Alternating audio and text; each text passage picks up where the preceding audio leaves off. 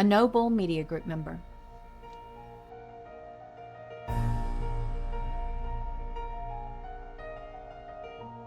America's known our share of tyrants. In response to tyranny, we created one of the greatest guiding documents ever written by mankind. We stood for what was right. We've also made mistakes, but we corrected those mistakes by fighting for what was right both inside our borders and beyond. Today, America faces another challenge: Christian nationalism. Misguided faith and misguided patriotism justifying misguided deeds. Would turn the hearts of those who are in power and position to make decisions. That's not who we are, America. The Constitution is as true today as the day it was ratified. America stands for freedom, and America stands for doing what's right. And it's time we start restoring the American dream. Hello, everybody, and welcome back to Restoring the American Dream. This is Brian Mistro.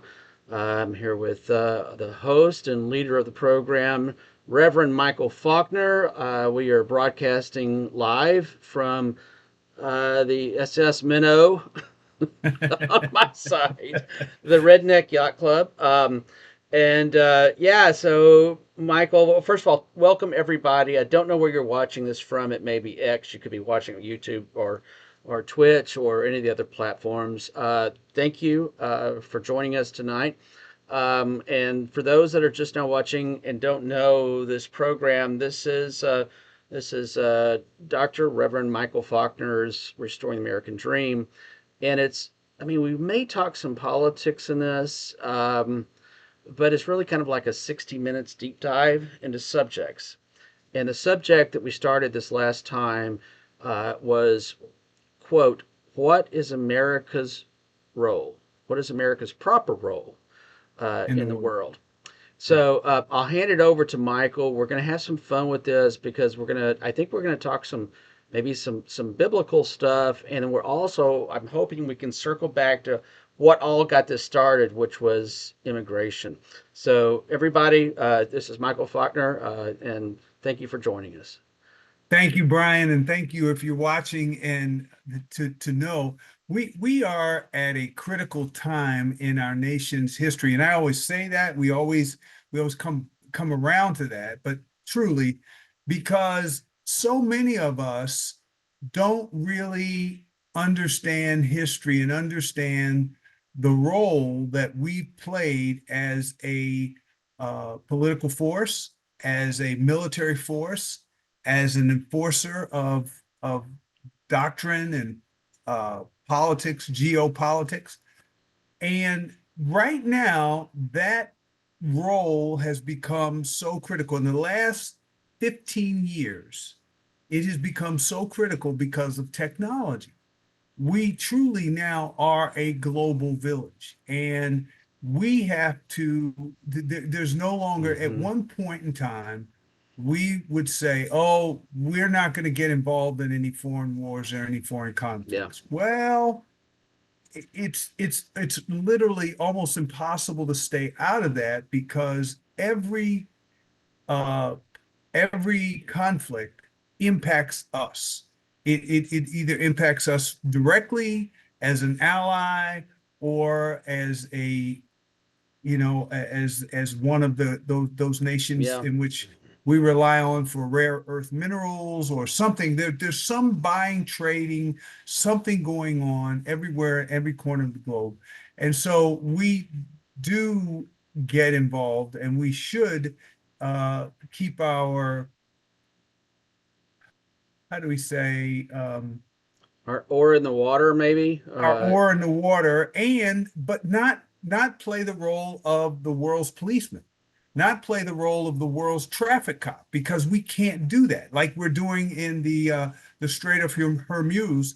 We can't play that role in the world. That's just not, it's not feasible to us.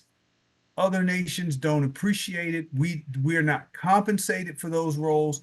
And to be honest, we can't put the lives of American servicemen and women on the line policing, for some police action when we're trying to maintain a border someplace that's not our country or something. So that's where the whole conversation started, is what is the proper role? And the two extremes were isolationists and interventionists. Right, right, Isolation, right. Yep. I'm, my name is Bennett and I'm not in it. And that's the isolationist view, and it's, bury your head in the sand and pretend you don't hear anything. And then the interventionist, where you're responding to every little thing that comes up. And of course, the UN is the the the world's quote unquote peacekeeper since World War II. Since it was created, like, I'm not exactly sure how effective the UN actually is anymore, but it was created for that purpose. And so that's what Brian, that's what the thought was, is to say, hey, what is our role now? Historically speaking, we've had a role. We talked about the Monroe Doctrine before, passed in 18, Hmm. I think it was 1823. Yep, yep. We It couldn't is. even It was. enforce Yep. it then. We couldn't even enforce it then. The British Navy, because we didn't really have a Navy, but the British Navy, helped, and that was basically saying, hey, listen, European nations, you stay on that side of the Yeah. pond and don't come back over here to the Western Hemisphere, to the Americas, to do any more colonization. And That then was we won't. basically And then we won't bother you either, which we weren't going to we be won't able bother to you. Right. anyways. But yeah, That's right. yeah, That's right. yeah. And since then, there's been a lot of countries that have broken free. The colonization stigma is a stigma. It is a thing. Nobody wants to be a colonizer anymore. It is a bad word, but still, bigger nations still think in terms of taking over smaller nations. And Right. and we, as the U.S., to be honest Yeah. with you, we have to be very careful because we're coming very, very close. I mean, the role that we're playing in Venezuela, not saying that Maduro shouldn't have been taken out or sanctioned or something like that, not We're weighing not. in on Yeah, that. you're not saying he wasn't a great. Saying he was a great guy. No, I mean the Right, world doesn't right. is happier without him gone. But I guess yes, I agree. Right. Go ahead. And if we took out every leader, if we if we if we talked about regime changes in all of the bad actors around the globe, hello, we wouldn't last too long on the global stage. And we look like nutcases, as we probably sometimes do, but as we bring these things up into the UN. So what is our role? And especially now, I mean, we're looking at what the what is it, $1.2 trillion defense budget is what the House voted on today. I mean, it was Was just it the 1.2? Because I knew they wanted 1.5, was what they originally wanted. But did they up it yeah, just for the? I haven't seen it yet, so I'm actually asking a question. I haven't seen that, but I know that Hegseth and Trump were originally pushing a 1.5 trillion. That was a 50% increase. yeah, So 50%.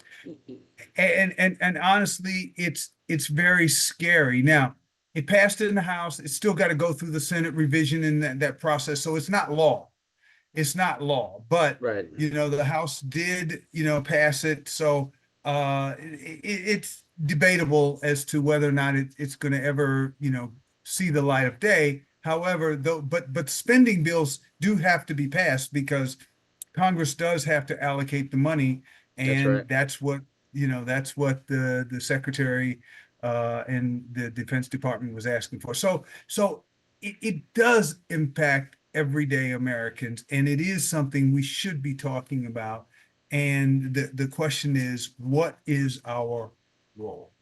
I'd like to kind of go back to just a quick historical perspective, and then kind of bounce something off of you.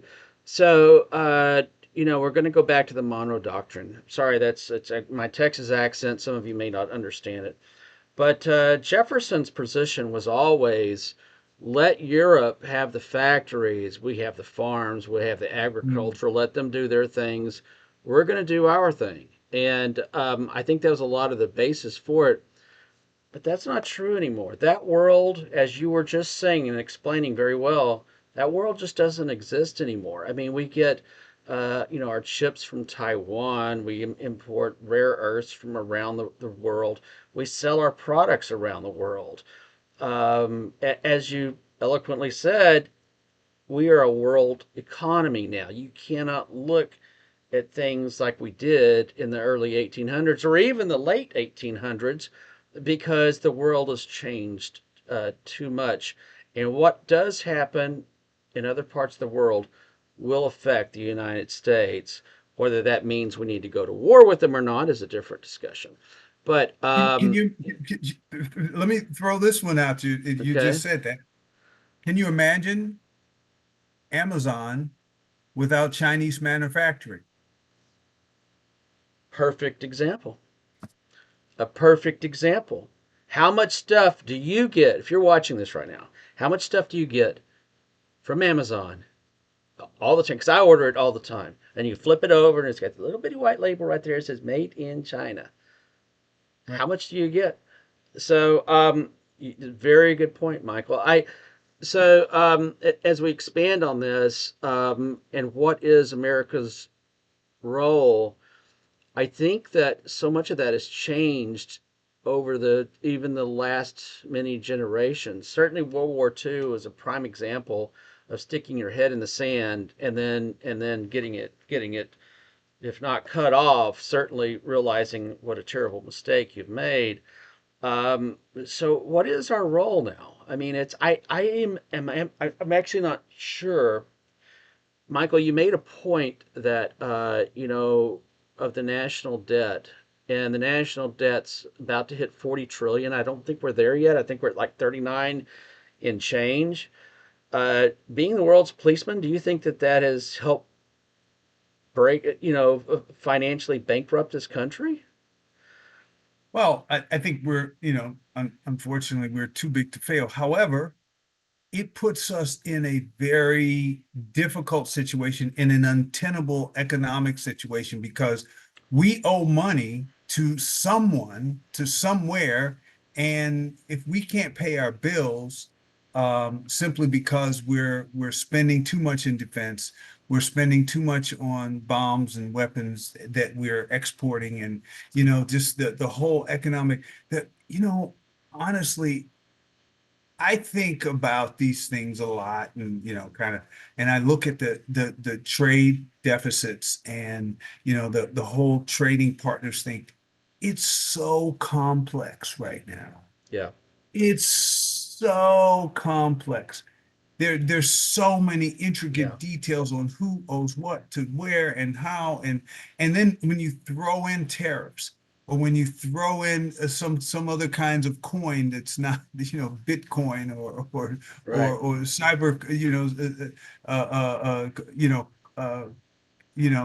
the digital yeah, currency. yeah, yeah, yeah. It just, everyday people, normal people, and it impacts our lives. That's why it matters, because it does impact our life. The price of corn, how much corn is available, how much the resources that are grown right here in America are available to Americans, and for what price, and how much of our goods are imported. It's an interesting thing, It we is. we live in a global village. We live in a global village. And, and and I Go was just ahead. going to add because you talked about agriculture too, and this just popped in my head. But remember that when we and Trump was getting into the tariff business with China, we were going to tariff, or they decided they're going to tariff our soybeans or shut off our soybeans. America produces vastly more soybeans than we even remotely consume, but China does consume them. And that's a perfect example about what you're talking about, that we are a world economy right now. And then when you put those tariffs on that, and you get into trade wars with people, then it does affect you. Another example, and I'm gonna mess up the specifics and facts of this, But I remember reading as a year and a half ago when we were, getting in our trade war with Canada, and Canada has been probably our longest big ally, and we integrated our automobile production so much that, and I want to say it's the Ford F-150, and again, apologies, and so I'm generalizing a little bit, but in order to produce this particular vehicle, that vehicle had to go back and forth across the border like 3, 5, 10 times in order to finish that vehicle out because we're a world economy. How do tariffs affect that? How do you make that? How do you fix that? I don't know that you can, Michael, unless you're just going to sell to Americans. Yeah. It's not. I don't think it is fixable, and here's why: we consume too much, Mm-hmm. and our economy is based on our consumption. So you can't say, oh, well, Americans just consume less. Yeah, right. That's not going to happen because the world is dependent on us having stuff that we don't need. And I got a little Yeah. glimpse of that, with the World Cup. If you were seeing the responses from people who were coming to the United States, who all the Europeans, all the global, jet setters who arrived here to cheer on their teams. It was a beautiful thing. I mean, it was just a beautiful thing to Yeah. have people, experience people that had never been to the United States before saying, "Wow, well, this isn't what I heard about. This is what it wasn't Yeah. what I thought." And so because we're so used to going out and we're not used to hosting people who are coming in. And to be honest, they were like, now, living in New York for 30 years, I got used to seeing the world at our doorstep. It was Yeah, just right. that was Isn't that like the it was melting pot of the yeah, world or yeah, something, right? Yeah. yeah, Yeah. yeah. But to see people, in Philadelphia and all the other cities that hosted the World Cup, it was a great thing, and I'm glad it turned out so well. But to my point, uh, how does this affect what is our role in the quote unquote peacekeeping effort? Because I think, and I'm going to make a general statement. Okay. Tell me if you agree. I think generally the world wants peace. And I know that that's a kind of nebulous, I like, actually, I actually would agree with that. yeah, I would say the world in general wants peace. I would agree, and we'll talk about the little asterisk in a second. But yes, I would agree with that in general. And people of the world, I will say this: the people of the world people of the want world. Yeah, peace. that's right. Right. Yeah, yeah, yeah. And governments, because the sad, horrible truth about war is that governments sometimes go to war for nefarious reasons Hmm. and allow their armies to, for reasons that are beyond the everyday grasp of citizens of that nation. And there are different things, whether it's profiteering, it's manufacturing, it's land, it's minerals. There's some reason that nations will go to war with another nation that's beyond the grasp of the average person in that country. And that's just a fact and a reality. We've got to be better than that. I think America's got to have policies and standards that say, hey, this is how we view our role in certain things. I'll say one thing that happened today in the news that kind of came out, or yesterday, 2 days ago. Um, the whole idea of having nuclear plants operated by American companies in Saudi Arabia. I knew where this was Uh, going. yeah, that raised some eyebrows, right? It was like, and Israel's like, say what? Yeah. I mean, they're like, Can you blame them? no, no, absolutely not. And because, But by the way, Iran cannot. yeah, right, right.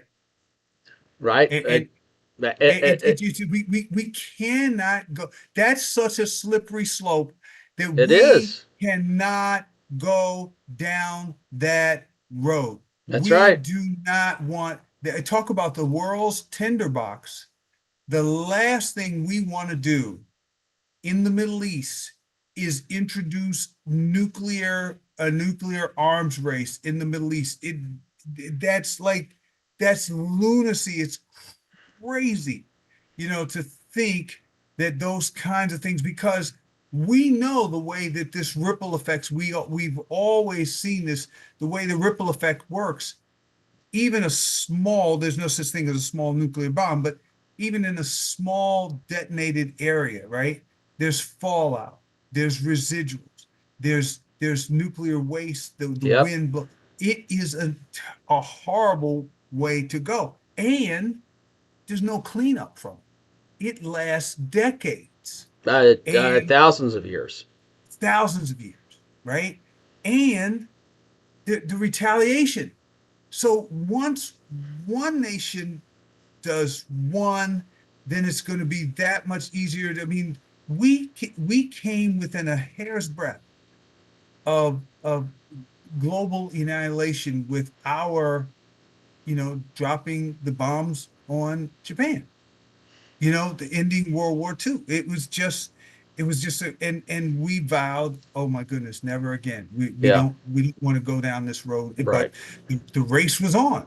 That's right. Russia had to get the weapon, and then the European nations, and it's just crazy that this is not the way we want this planet to end. So, but our role as Americans, coming back to our topic, our role as Americans, I think, Brian, I think we've got to have some kind of standards that will allow us to say, hey, this is what we stand for, this is what we believe.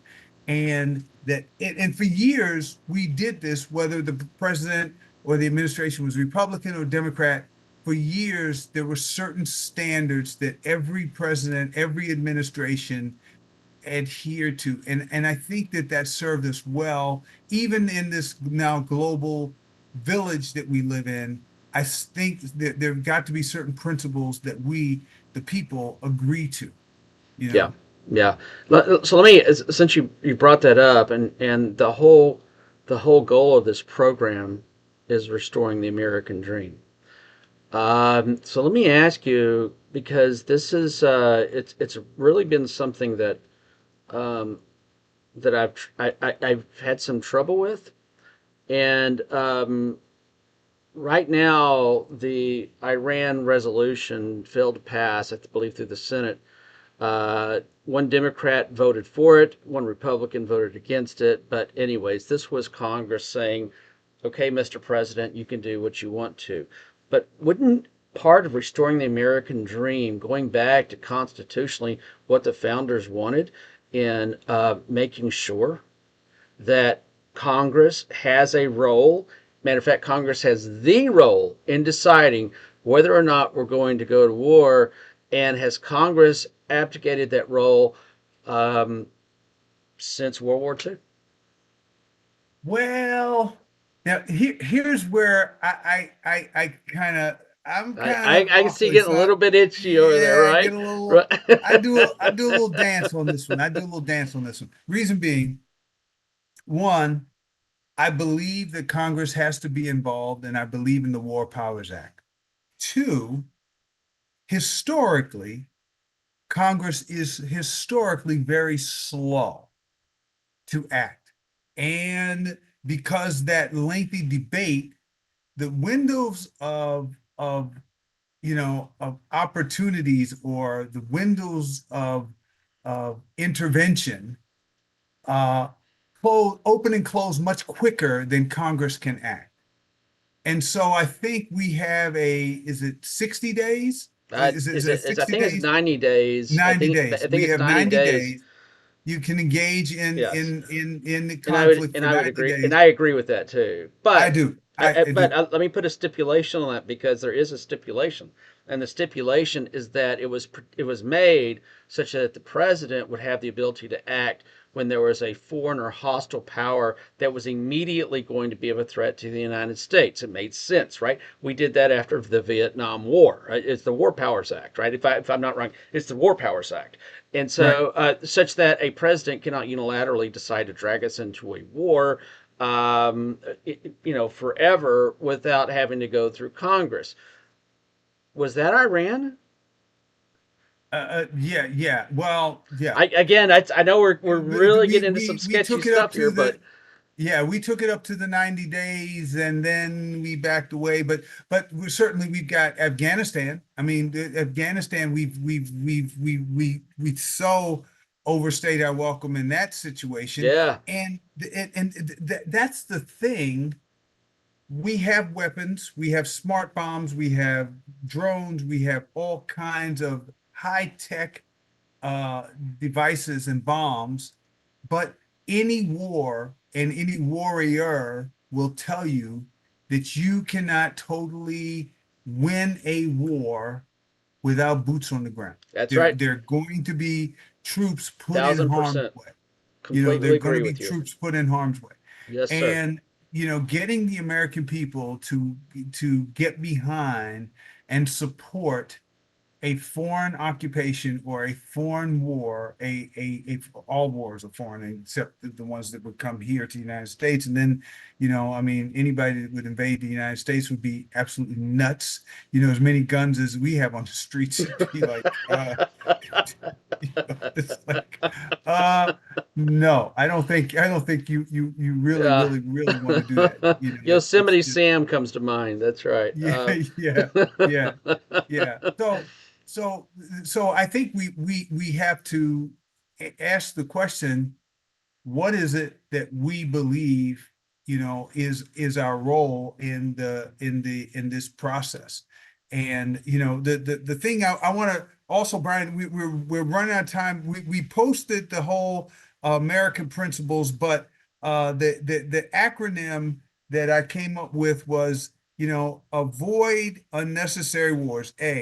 That's right. Maintain unmatched military strength. I Right. believe in that. I do too. Two, three, engage. Engage in fair and free trade.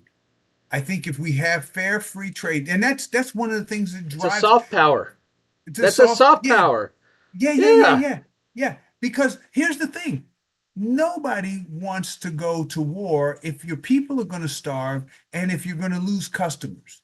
So it's like, you know, can we solve it another way? That's right. And that's one of the reasons that we're so pal, even though it's kind of a chill, not cold, but a chilled relationship with China. We need China. And We they need need us. Chinese. We need China, and they need us. So we're inextricably bound together. I don't care what you say. Yep. We're inextricably bound together. So engage in fair and free trade, respect our alliances, treatments, and treaties and commitments. You have to Yes, respect sir. those things and treat countries with dignity. Um, Interests of America first. I tend to agree with that. Even saying that, I have to be honest and realistic to say, okay, well, are we always the best? No. Are we always, noble and above reproach? No, absolutely not. However, I can't say that we, as a nation, that we should be taking up the interest. We give more money, humanitarianly speaking, than any other country in the nation in the world. We don't. Interestingly enough, I saw this. Our GDP, that what we give in humanitarian and worldwide relief and aid, is probably third or fourth in comparison when you rate it against the gross domestic product. So in other words, we don't give that much of a percentage of what we make in our as we do, but Hmm.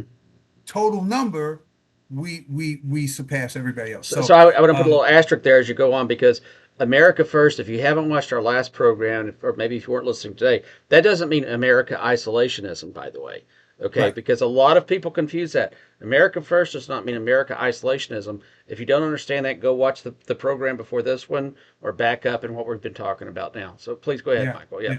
Yeah. And yeah, and the final one, choose diplomacy before force. We have got to choose diplomacy, has got to be our Yeah. superpower. Yeah. Yeah. That's got to be our superpower, not our military strength. So we want the America's greatest influence has never been the power of force, to force others to be like us, but the power to inspire people by example to be a free people. That's been our mantra. That's how Mm-hmm. I grew up. That's what I believe, and just because I believe it doesn't make it true, but I think that's what the American people can rally around, is the fact that we can do that, and advance freedom, the final A, advance freedom through example. So I think we have a real role to play in the world, but Mm-hmm. we've got to be willing, we've got to have the backbone to be able to do it, and a commitment to making the world a safer, better place.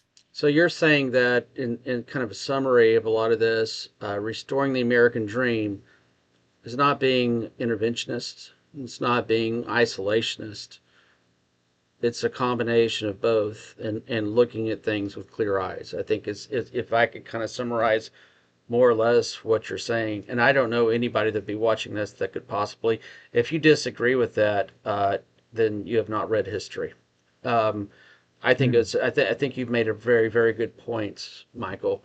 And I'll just add because we've got to close down. We've gone actually 2 minutes over what we usually do, and we're pretty good usually about keeping it pretty straight. But America is really at a crossroads right now. I Mm. think that a lot of people just don't realize the realities and the difficulties that we're facing right now are in some ways things that our parents and grandparents did not face. And so Right. in order to um, overcome these challenges, these difficulties, we've got to look at things both historically and with a forward-looking, realistic aspect that we've got to restore the American dream, and in order to do that, we've got to put the right people in place, and we've got to genuinely make sure that we understand the realities of our actions and our inactions. And so it's been a wonderful, this has probably been, I think, Michael, one of our best little series that we've done. We started this off on immigration.